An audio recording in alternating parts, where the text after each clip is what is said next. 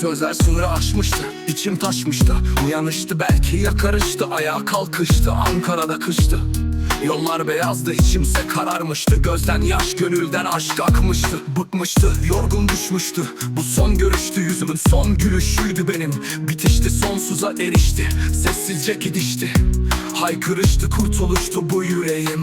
Ayrılık şarkısıydı dinlediğim, sevdiğim bu seçişti. Hayata dair sıçıştı, usulca kaçıştı. Yanlıştı ama alıştı, arsız ruhundan çıkan alkıştı. Huzura erişti, sonsuza varıştı.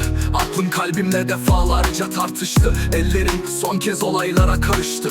Kapıyı açtı, yerler yaştı, insanlar nankördü. Bu nasıl bir telaştı? Ortada bir ben bir sen kalmıştı. Vedalaştı ten vedalaştı, can ve ölü bir adam çaresizce çırpınıştı. Bu kara leke sana çok yakıştı. Katildi, yürektildi, esir kelimeler yavaştı. Ne yapsan nafile, ellerine bir kere o kan bulaştı.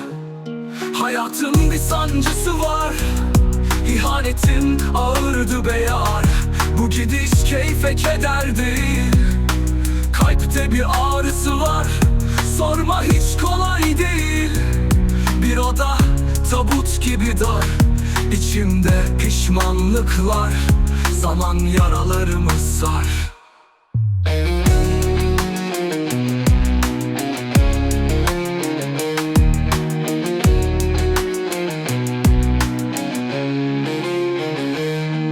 Susamazdı, kalbi delikalleşti. Arındı ruh dün helalleşti. Kalamam gün veda vakti.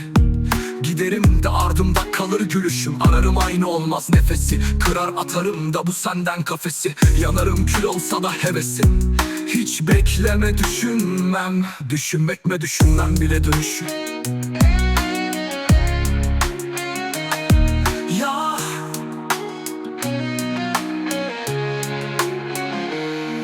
Ya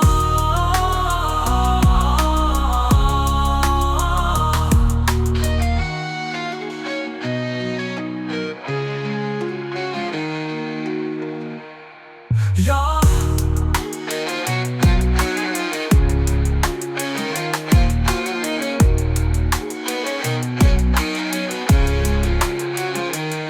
hayatın bir sancısı var, İhanetin ağırdı be yar. Bu gidiş keyfe keder değil, kalpte bir ağrısı var. Sorma hiç kolay değil. Bir oda tabut gibi dar, İçimde pişmanlıklar, zaman yaralarımı sar. Susamazdı, kalbi delikalleşti. Arındı ruh dün helalleşti.